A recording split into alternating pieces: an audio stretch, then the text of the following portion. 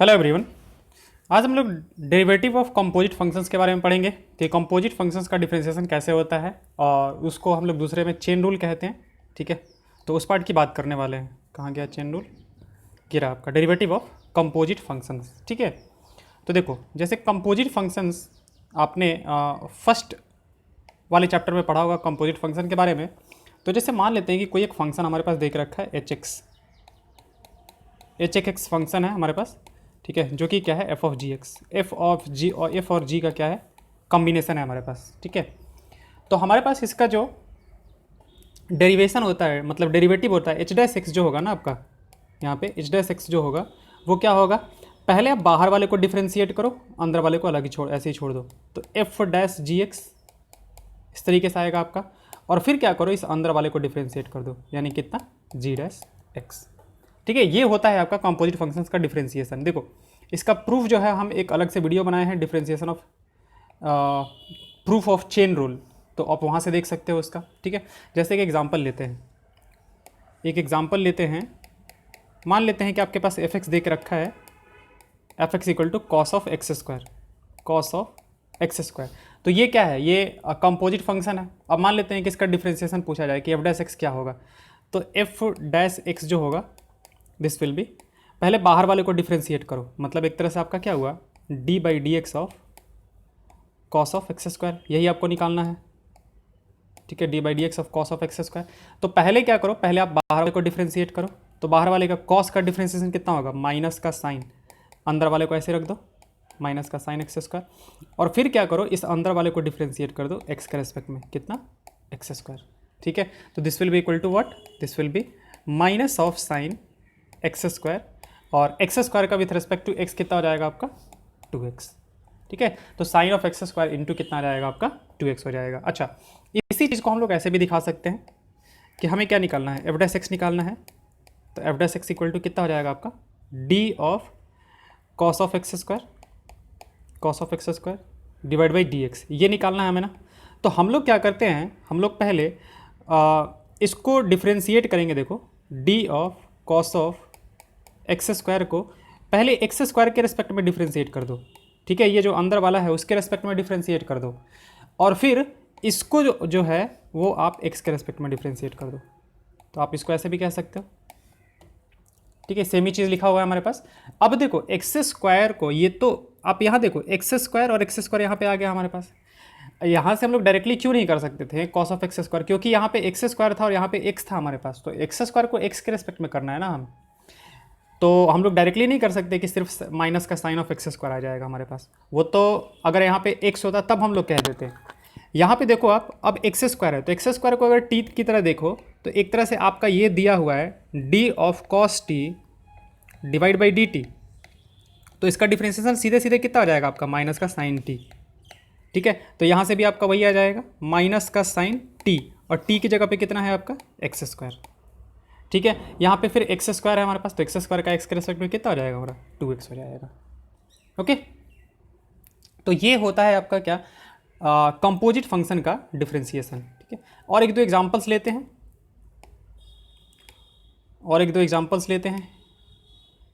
यहाँ पे भी देखो वही चीज़ कह रहा है कि अगर D F by d x निकालना है, ठीक है, तो ये डब्लू ऑफ मतलब ये है हमारे पास डब्लू ऑफ यू ऑफ वी, ये तीन तीन का है हमारे पास। तो पहले क्या कर लो, डब्लू को एस के रेस्पेक्ट में, एस को टी के रेस्पेक्ट में, टी को एक्स के रेस्पेक्ट में, जहाँ पे कि वी एक्स को, ये वी एक्स को रख दिया गया है, टी रख दिया गया है, और यू टी को रख दिया गया है, एस रख दिया गया है। चलो इससे कन्फ्यूज मत हो, ऐसे क्वेश्चंस आएंगे तो हम आपको बता देते हैं। जैसे देखो एग्जाम्पल 21 में साइन ऑफ एक्स स्क्वायर का डिफ्रेंशिएशन निकालना है हमें। एग्जाम्पल नंबर 21 में y इज इक्वल टू हमारे पास देख रखा है y is equal to sine of x square, इसका डिफ्रेंशिएशन निकालना है। तो देखो इसका डिफ्रेंशिएशन आप कैसे निकालोगे, जो d y by d x होगा आपका d y by d x, ये किसके बराबर होगा, तो पहले क्या करो इस बाहर वाले को डिफ्रेंशिएट करो, मतलब एक तरह से ऐसा लिखा हुआ है ना डी बाई डी एक्स, और पहले इसको लिख लो आप ऐसे साइन ऑफ एक्स स्क्वायर। ठीक है, फिर क्या करो कि ये जो बाहर वाला है उसको पहले डिफ्रेंशिएट करो, यानी कि साइन को डिफ्रेंशिएट करो, तो साइन का कितना हो जाएगा कॉस, और एक्स स्क्वायर को एक्स स्क्वायर ऐसे ही छोड़ दिया। ठीक है, और फिर D by d x of क्या लिख दो, अंदर में जो बचा है हमारे पास एक्स स्क्वायर, उसको वैसे लिख दिया। ठीक है, अब ये कितना हो जाएगा आपका cos of x square, cos of x square और एक्स स्क्वायर का डिफ्रेंशिएशन कितना हो जाएगा आपका 2x हो जाएगा। तो 2x कॉस एक्स स्क्वायर इसका डिफ्रेंशिएशन हो जाएगा। एग्जाम्पल नंबर 22 देखते हैं। एग्जाम्पल नंबर 22, 21 हो गया। 22 देखो क्या कह रहा है, tan of 2x plus 3,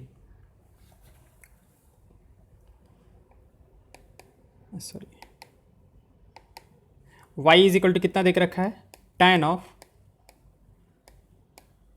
2x और प्लस कितना 3।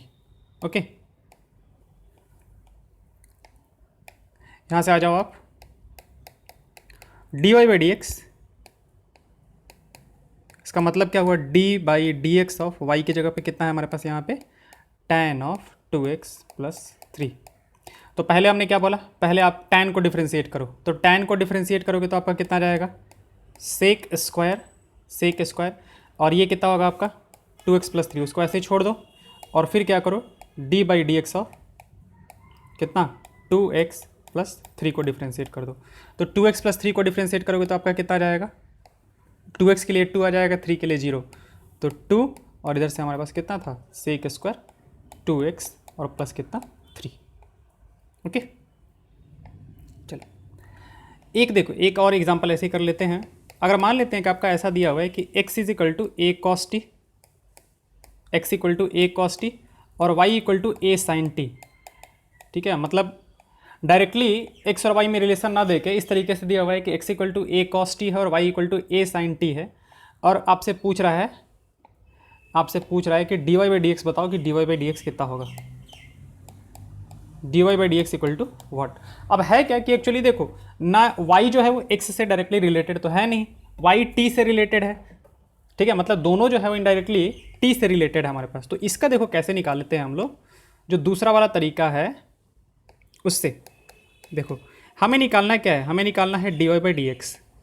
ठीक है, तो हम क्या करेंगे, पहले y को t के रिस्पेक्ट में डिफ्रेंशिएट करेंगे, y को t के रिस्पेक्ट में डिफ्रेंशिएट करेंगे, और फिर क्या करेंगे t को x के रिस्पेक्ट में क्या कर लेंगे, डिफ्रेंशिएट कर लेंगे। पहले y को क्या करेंगे हम लोग t के रिस्पेक्ट में डिफ्रेंशिएट कर लेंगे, और फिर t को क्या करेंगे x के रिस्पेक्ट में डिफ्रेंशिएट कर लेंगे। तो अभी भी देखो ऐसे दिखता है कि इसको काट देंगे तो अभी भी dy बाई डी एक्स लिखा हुआ है, लेकिन ये कोई लॉजिक नहीं हुआ कि इसको काटेंगे तो लेफ्ट हैंड साइड और राइट हैंड साइड जो है वो बराबर लिखा हुआ है। ठीक है, वो लॉजिक नहीं है।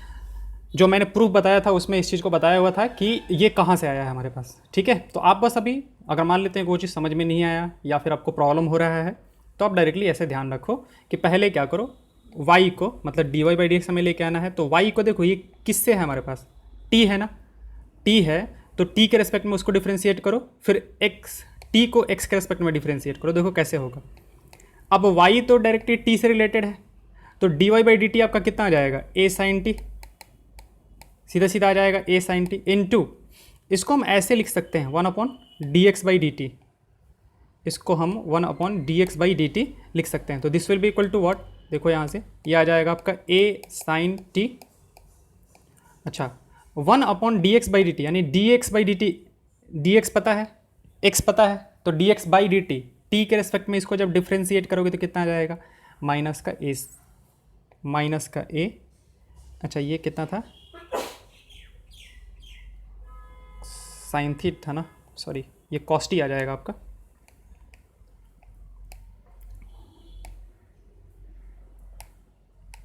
D y by d t is equal to a cos t. ठीक है, और ये भी आपका ए कॉस टी हो जाएगा, और ये कितना आ गया माइनस का ए, यहाँ से साइन टी, तो ए से ए आपका चला गया, तो cos t by sine t कितना हो जाएगा आपका माइनस का कॉट टी, माइनस का कॉट टी। ये आपका आंसर हो जाएगा इसका, d y by d x जो होगा इस केस में वो माइनस का कॉट टी हो जाएगा। ओके, चलिए ये हो गया हमारे पास। अच्छा, अगर मान लेते हैं कि ये टी के रिस्पेक्ट में ना देके थीटा के रिस्पेक्ट में दिया होता, ऐसा दिया होता,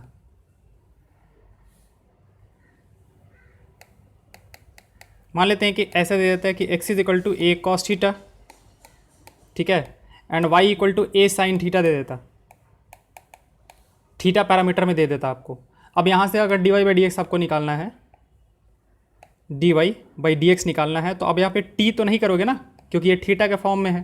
तो यहाँ पे हम क्या करेंगे, इसको ऐसे लिखेंगे dy बाई डी थीटा और इंटू कितना d theta by d x.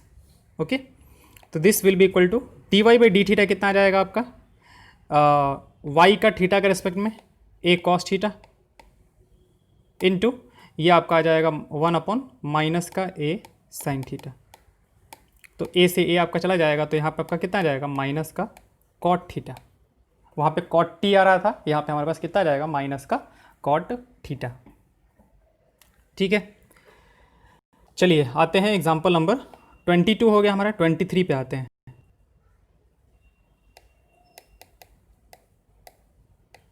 Example number 22 हो गया हमारा। 23 देख रखा है sine of cos of x square y is equal to sine of cos of x square. ठीक है, देखो कैसे डिफ्रेंशिएट करेंगे। यहाँ से हमारा dy बाई डी एक्स जो होगा तो कितना आ जाएगा, पहले क्या करना है आपको, बाहर वाले को डिफ्रेंशिएट करना है। तो बाहर वाले को डिफ्रेंशिएट करोगे तो कितना आ जाएगा कॉस, अंदर वाले को ऐसे ही छोड़ दो, कितना कॉस ऑफ एक्स स्क्वायर। ठीक है, और फिर अंदर वाले को एक्स के रेस्पेक्ट में करो, कितना बचा है cos of x square divide by कितना d x. Okay, now this one will be cos of x square, ये तो ऐसे ही रहेगा हमारे पास। अच्छा, कॉस का अब इसका करो, कॉस का कितना होगा आपका माइनस का साइन, अंदर वाले को ऐसे रखा, और फिर अब अंदर वाले को यानी कि एक्स स्क्वायर को डिफरेंशिएट करेंगे किसके रेस्पेक्ट में, एक्स के रेस्पेक्ट में। This will be cos of x square minus का साइन एक्स स्क्वायर, इसको ऐसे रखा। अच्छा, एक्स स्क्वायर का एक्स के रेस्पेक्ट में कितना जाएगा आपका 2x। तो ये आपका फाइनल डिफरेंशिएशन हो जाएगा। ठीक है, cos of x square minus sign x square into 2x। या फिर अगर आप इसको सबको एक जगह लिखना चाहते हो तो आप ऐसे लिख सकते हो minus 2x into sine x square into cos x square. ये हो गया आपका फाइनल डिफरेंशिएशन किसका, इस कंपोजिट फंक्शन का, sine of cos of x square का। चलिए ये हो गया 23 ये देखो। ठीक है, उसने बस मतलब उसको टी रखा है, एस रखा है एंड ऑल डैट, उस तरीके से उसको उस तरीके से आपको नहीं जाना है। देखो जैसे ये दूसरा तरीका देके रखा है ना, ये दूसरे तरीके से आप करोगे उसको। ठीक है, डिफ्रेंशिएट। ओके, अच्छा यहाँ पे एक थ्योरी था, उसको देख लेते हैं थोड़ा। ये देखो एक थ्योरी था हमारे पास कि if a function f is differentiable at point c then it is also continuous at that point. अगर फंक्शन कोई डिफरेंशिएबल है, ये ट्रू फॉल्स में मतलब एक नंबर में आ सकता है हमारे पास। इफ़ एफ इज़ डिफरेंशिएबल, किसी पॉइंट पे अगर एफ डिफरेंशिएबल है तो उस पॉइंट पे कंटिन्यूअस भी होगा, ये हमें प्रूफ करना है। ठीक है, तो वो देखो वो कह रहा है कि कोई पॉइंट है जिसपे कि फंक्शन जो है वो क्या है डिफरेंशिएबल है, यानी कि एफ डैश सी एग्जिस्ट करता है। तो एफ डैश सी हमारा कितना हो जाएगा, limit x tending to c f of x minus f of c whole divided by कितना एक्स माइनस सी। अब देखो यहाँ से कोई ये नहीं कहेगा कि ये तो हमने एफ डैश सी वाला पढ़ा ही नहीं था। ठीक है, एफ डैश सी जब आप यहाँ पे एक्स की जगह पे सी प्लस एच कर दोगे ना तो आपका वही निकल के आ जाएगा। देखो कैसे, जब x की जगह पे c प्लस एच कर दिया, अब x किसको टेंड कर रहा है, x की जगह पे c प्लस एच कर दो, तो यहाँ से आपका h इज इक्वल टू कितना आ जाएगा, x माइनस सी आ जाएगा। तो यहाँ से अगर आपका x c को टेंड कर रहा है, अगर आपका x जो है वो c को टेंड कर रहा है, तो आपका h किसको टेंड करेगा, 0 को टेंड करेगा। तो ये आपका किस में बन जाएगा, देखो this will be limit h tending to 0 f of x की जगह पे कितना आ जाएगा आपका c plus h minus f of c और होल डिवाइड बाई x की जगह पे जब आप c प्लस एच करोगे तो c प्लस एच और माइनस का c, तो देखो c कैंसिल आउट हो गया, तो वही निकल के आ गया ना जो बिल्कुल ए बी इनिशियो मेथड से हमने सीखा था। Limit h tending to 0 f of c plus h minus f of c whole divide by h। तो ध्यान रखोगे कि एफ डैश सी जो है उसका एक फॉर्म ये भी है, ये भी उसका एक फॉर्म है, और एफ डैश सी में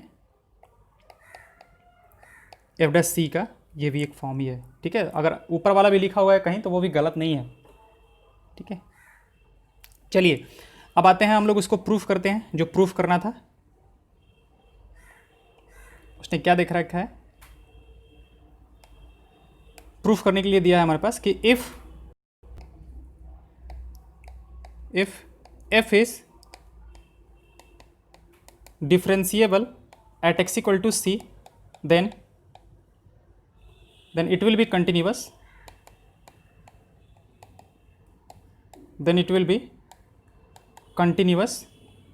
at x equal to c।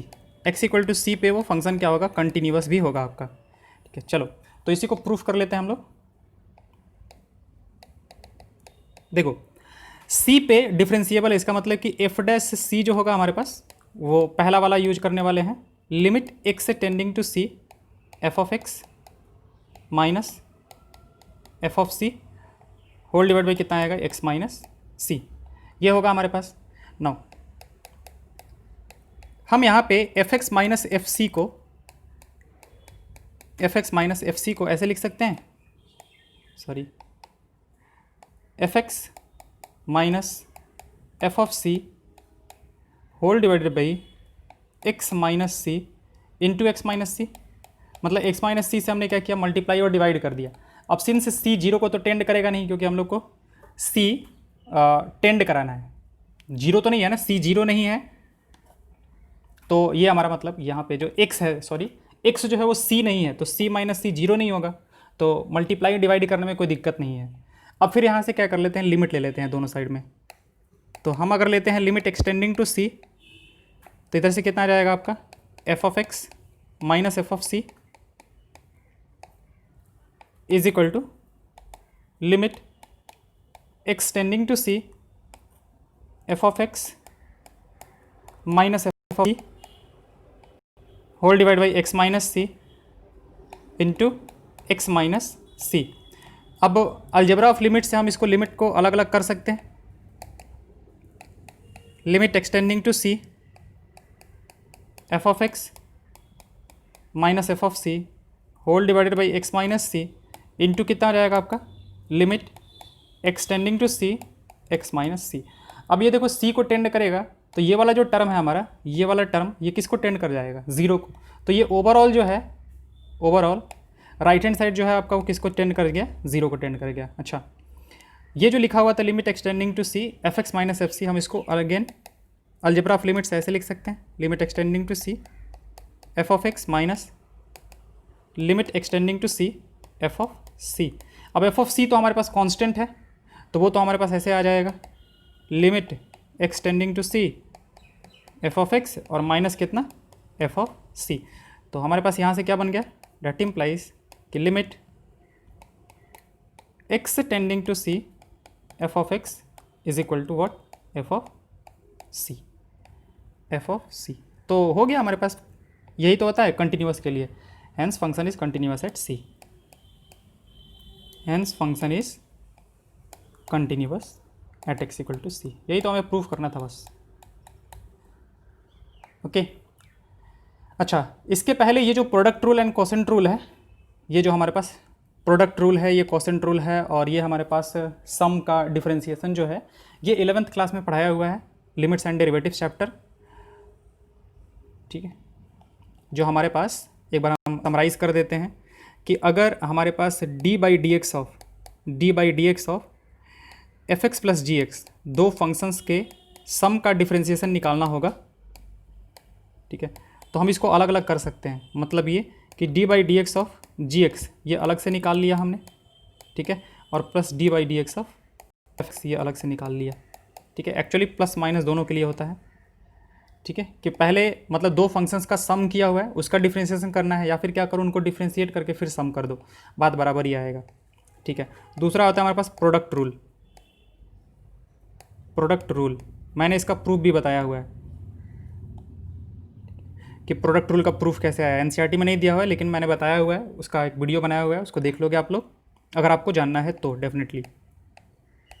D by d x of f x into g x, ठीक है, तो इसका डिफ्रेंशिएशन जो होता है वो क्या होता है हमारे पास, एक को कांस्टेंट रखो, एफ एक्स को कांस्टेंट रखा, एंड दूसरे वाले को डिफ्रेंशिएट करो, d by d x of g x, और प्लस फिर दूसरे वाले को ऐसे ही रखो और पहले वाले को क्या करो आप, डिफ्रेंशिएट करो, d by d x of f x. यानी कि ये होता है आपका f x into g dash x, और प्लस होता है हमारे पास g x into f dash x, ये होता है। ओके, ये होगा प्रोडक्ट रूल। फिर आता है एक हमारे पास और quotient rule.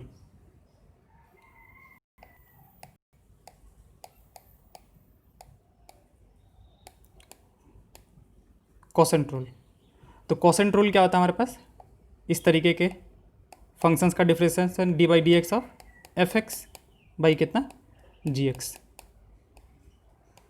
F x by g x. तो इसका डिफरेंशिएशन क्या होता है, नीचे वाले डिनोमिनेटर को लेके आओ ऊपर में, और ऊपर वाले को डिफरेंशिएट करो, न्यूमरेटर को F dash x minus F x को ऐसे ही छोड़ो, न्यूमरेटर को डिफरेंशिएशन करो किसका, डिनोमिनेटर का, और नीचे में आता है हमारे पास डिनोमिनेटर का होल स्क्वायर।